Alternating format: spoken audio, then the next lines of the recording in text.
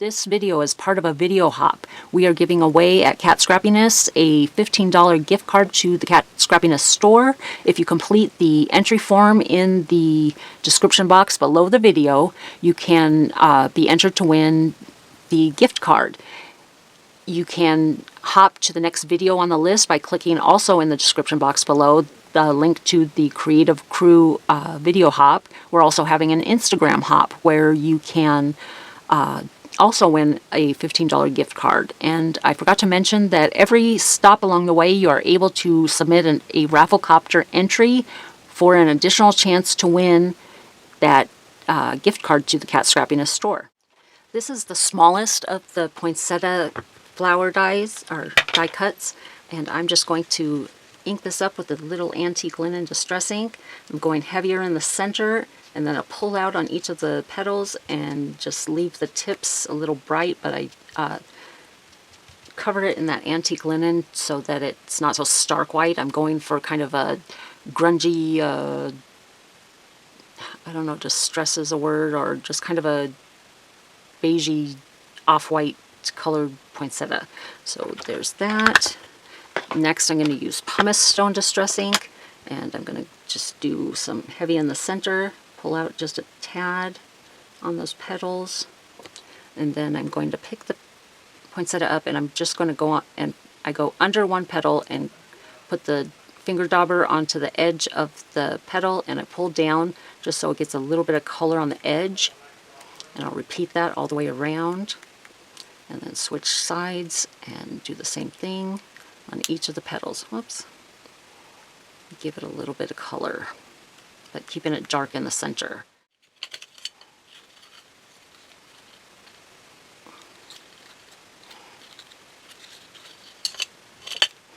For the stamen.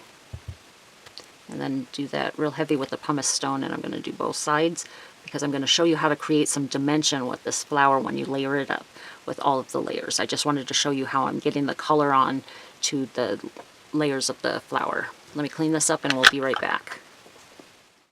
Now that I've ink blended the petals for the poinsettia, what I have here is a bottle with water and white gold pearl powder. What I'm going to do is shake this up some so that pearl powder gets mixed into the water, and then I'm going to spray the petals with the water. Give it a nice spray, and what that'll do, it'll help that ink blend in together a little bit, and it'll also it's going to affect the fibers in the paper.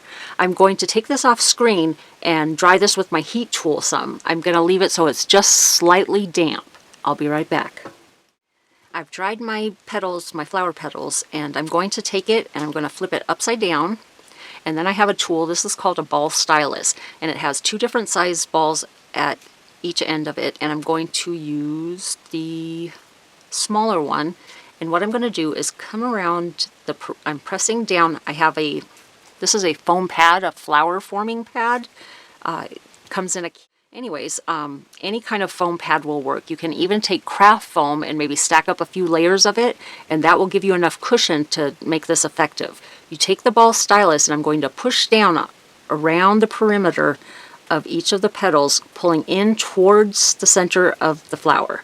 So I'll go around for each petal, just pushing down and dragging it towards the inside of that flower. Repeat that for each one, and that's going to give us lots of dimension. And since I had added water to the paper and dried it some, it's made the paper more firm than it would normally be. Now I flipped it back over so the front is facing up. I'm going to take the small ball and I'm going to push down in the center, and I'm going to spin it around, and that flower is going to spin around, but also those petals are going to start coming up, and that gives us all kinds of dimension. Let me show you. I've already layered the first two layers of the flower. I'm going to take my glue, add a dot right to the center, and what you do is you just offset those petals so that you start with the largest die cut on the bottom, and then I have two of the smallest flower petals on top, and with those offset, it gives us a nice full flower. Next, I'm going to take the little stamen and do that face up. I also sprayed that with water and dried it. And with the smallest ball stylus, I'm going to push down and do the same thing. Give it a little spin. And that's going to bring all those points up.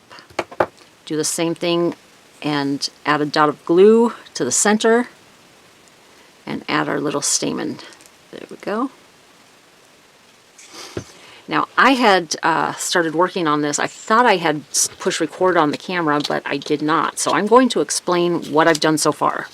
I did some stenciling on the tag. I've cut one of the full tag of the oval tags in white paper. I did some stenciling with the candy cane stencil. Stencil it one direction, turn it either 90 or 180 degrees so that the lines are crossing each other, and stenciled it the other way. This is probably not necessary because if you notice on the tag here, I've got so many shaker bits in you can't even see the background. Next, what I did was with the gold paper, I cut one of the tags, the oval tags, in gold glitter paper, and then I took the center part and centered it up on that tag and cut the center out also. So that's going to show our shaker bits. What I also did is with the full tag is I cut a piece of acetate. Now I've already glued the acetate on the back of the tag frame here.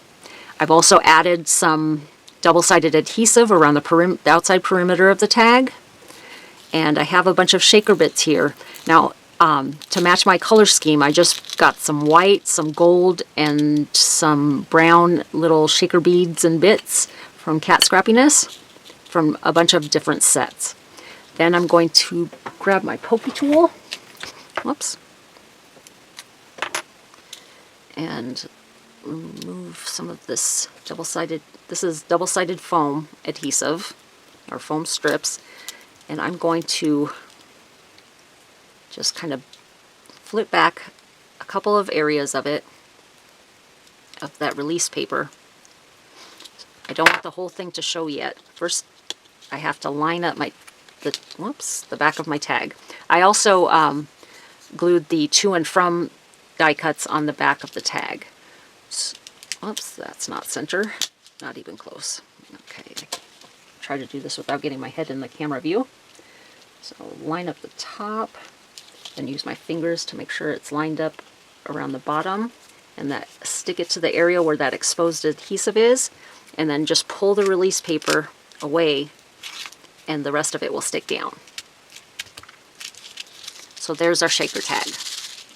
Now I'm going to add the flower, and I have some leafy branches. With the branches, I did the same thing on the leaves that I did on the poinsettia petals, that I flipped it upside down. I went around the perimeter of each of the leaves, pulling towards the branch, and that gave me some dimension and made these leaves look more realistic.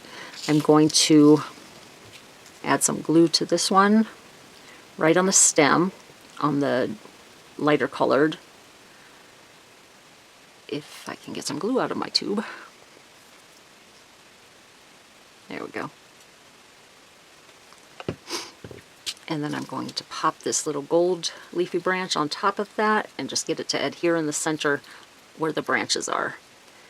Give us some layered dimension there. I have a piece of white and gold, this would be called, I suppose it's thread. I'm going to double it up, then take the point of my thread and feed it through both of those tags. Pull it through, open up that loop, and pull the other ends of the string through. Now I can adhere my branches and my flower. So this is, I'm only going to put glue at the tail ends of this branch. And I have another matching branch over here.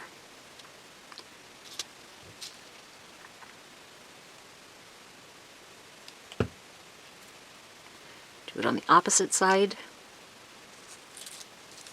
Whoops, glitter paper takes a while for that glue to grab hold of it.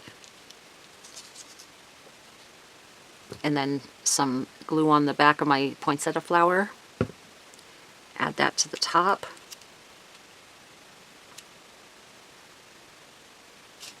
And there we go. And these two tags, oops, got a tangled mess here, match my poinsettia card. There we go. Thanks for watching my video. Don't forget to like and subscribe. Also, leave a comment. And if you have any questions about any of the products or how I created these tags and card, let me know. Bye for now.